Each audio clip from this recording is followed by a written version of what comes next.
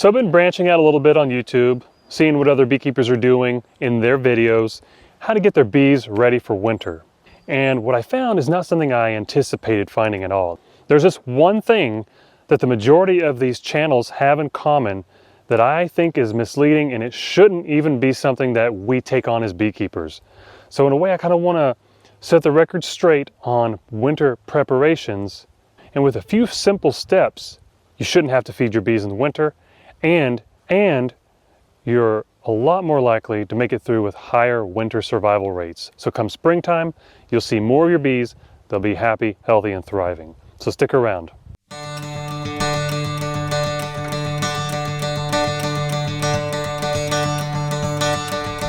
All right, so there's a built-in meaning in the word preparation. It means to prepare for. So in other words, getting ready for something before that something occurs. These videos I've been looking at are talking about how to feed your bees during the winter time. And I got to tell you, if you're feeding your bees during winter, it means you failed in getting them ready for winter, which means not only are their chances of survival much less, but your disturbance of them during this winter feeding is going to cause them to go into survival mode and likely consume a lot of their stores before they really need to. So we're going to go over how to prepare for winter at the proper time and the steps involved in doing so that you can set your bees up for a higher winter success rate. And you're going to feel a lot better knowing what you're doing instead of guessing, especially in the springtime when you've got the majority of your bees greeting you instead of being dead from all the disturbance and improper timing of preparations. So first of all, how do you prepare a hive for winter? Well, it's got to happen in the fall. In the fall, you still have temperatures high enough to liquid feed.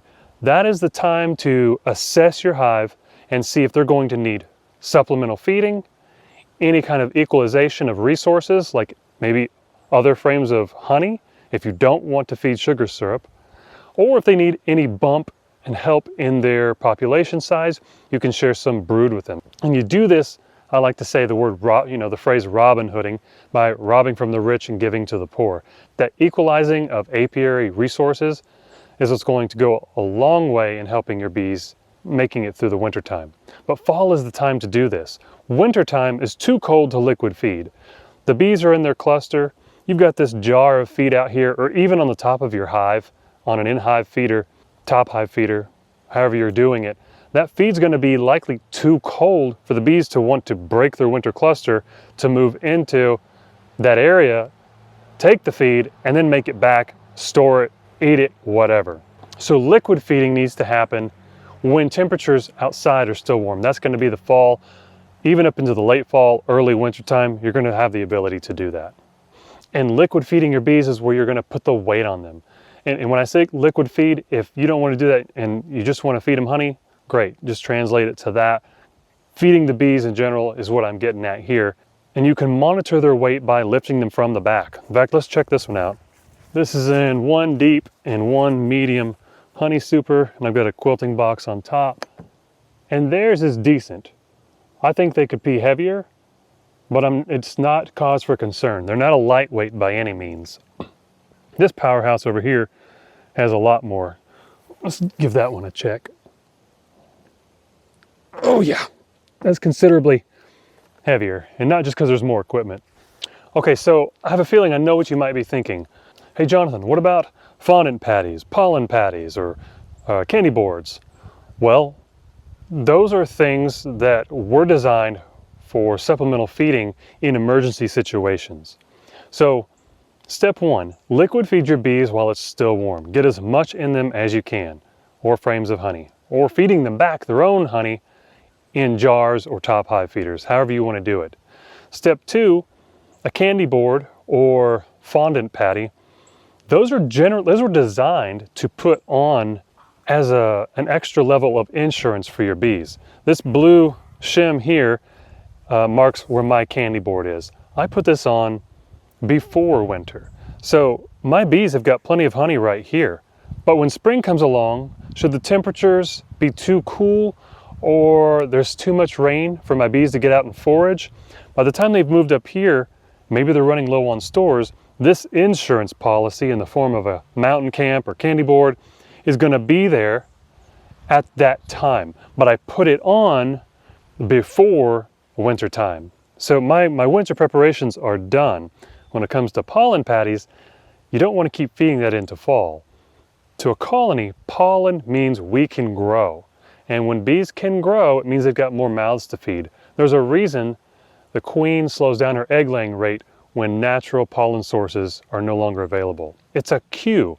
It turns this switch off inside the colony. It says, oh, we've got to slow down our egg laying rate and kind of diminish our population a little bit so that we have enough stores to winter well. If you wanted to feed a pollen patty, the ideal time for that is past.